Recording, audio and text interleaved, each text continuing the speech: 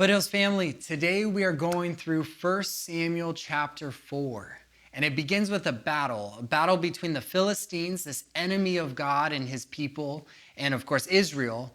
And it doesn't go the way we want it to. Let's pick up in verse 2. It says, the Philistines drew up in battle array to meet Israel. And when the battle spread, Israel was defeated before the Philistines, who killed about 4,000 men on the battlefield. So not only does Israel lose, but they lose to God's enemy, these wicked people. 4,000 men die, and we see that Israel is brought to a low place.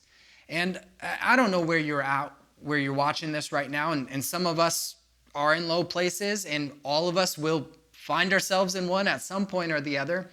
And you see, every low place is an opportunity. We have an opportunity to ask God, what do you want me to learn through this? And how can your name be glorified through this? And it's an opportunity for us to lean in. And if we respond properly, then the low places, the small victories can bring about the small defeats can bring about great victories. Let's see how they respond. It says in verse 3 that when the people came into camp, the elders of Israel said, "Why has the Lord defeated us today before the Philistines? Let us take ourselves from Shiloh, the ark of the covenant of the Lord, that it may come among us and deliver us from the power of our enemies." So they respond, but they don't respond by seeking the Lord. They respond by seeking his stuff, his blessing. Instead of looking at the gift giver, they look at his gifts and they say, hey, let's go grab that thing, the Ark of the Covenant. And they want to use it as like this talisman, this thing that if they bring out, all of a sudden, everything's going to work well. But the problem is the Ark of the Covenant of the Lord is a reminder. It was given to them because of the covenant that they entered into with the Lord. And they haven't been following that covenant. They have not been walking in God's ways. That's what led to this defeat. And so instead of repenting and responding the way they should have, they go and they fall back on tradition or ritual or in trying to earn something. We could do this. We could get to a low place and then we think, oh, I have to go to church. I'm not going to do anything that they talk about at church, but I need to be there. Or, my kids are messing up, so I'm going to put them in private school. I'm not going to, start modeling the way Christ has called me to live and actually raising them up the way I should do. I'm going to pass that off. But as long as I do this, this, and this, I'll be good. But that's not how it works. We're called to look to God first, not his gifts. So what happens is verse 5, the Ark of the Covenant of the Lord came into camp. The Bible says that all Israel shouted with a great shout, so much so that the earth resounded. You see, God's people, they knew of God's power. They knew of his promises, but they did not know God. They were missing it. But what's pretty rad is verse 6 all the way through verse 9, we see the Philistines' response. They hear this loud roar. They feel the earth shake. And I want to pick it up. It says in verse 7 that the Philistines were afraid. They said, God has come into the camp. And they said, woe to us, for nothing like this has happened before. Woe to us, for who shall deliver us from the hand of these mighty gods? These are the gods who smote the Egyptians with all kinds of plagues in the wilderness.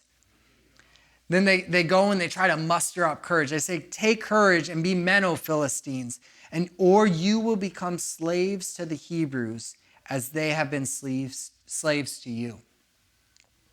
The Philistines, the enemies of God, even they knew the power of God.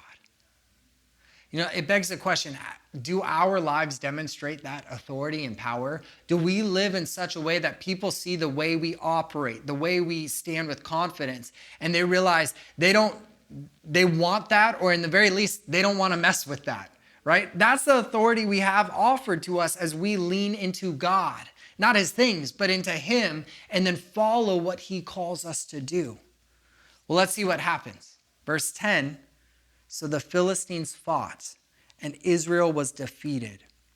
And every man fled to his tent, and the slaughter was very great, for there fell of Israel 30,000 foot soldiers. And the ark of the God was taken, and the two sons of Eli, Hophni and Phinehas, died.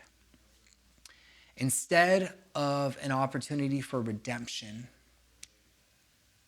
they experienced greater humbling. This is a bigger defeat.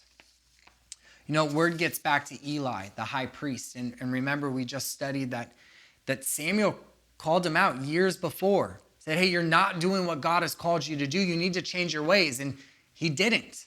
And so word gets back to him of this battle. And it says, I want to read in verse 17. It says, then the one who brought the news replied, Israel has fled before the Philistines, and there has also been a great slaughter among the people. And your two sons also, Hophni and Phinehas, are dead, and the ark of God has been taken. And get this, verse 18, when he mentioned the ark of God, not when he mentioned the great defeat, not when he mentioned the 30,000 soldiers that died, not when he mentioned the two sons of Eli that died, but when he mentioned the ark of God had been taken, Eli fell off the seat backward beside the gate, and his neck was broken, and he died. You see, at that moment, Eli realized this was judgment. This was God doing what he said he would do because the people did not do what they said they would do. They did not walk in the ways that God called them to walk. And so they were not going to get the blessing and the favor that comes when you do that. When you know God and you're obedient to his word and you walk in righteousness. Now it gets a little bit lower. You see, Eli had a daughter-in-law who was pregnant. And so she goes to give birth, and she's going to die in childbirth. But right before she dies, it says that in verse 21 that she called the boy Ichabod, saying, the glory has departed from Israel because the ark of God was taken and because of her father-in-law and her husband. And she said, the glory has departed from Israel for the ark of God was taken. So you want to know how things turn around? Well, we don't find out this chapter. And the truth is, we get to see eventually in the Bible, but in our lives, there's often times when we're in low places and we don't get to know when that season will end. But we do have the opportunity to ask God, what do you want me to learn in this season? How can your name be glorified? And then we get to lean into him. We get to trust God. We get to follow his ways. And if we do that, our hope will never be in vain. God bless you guys.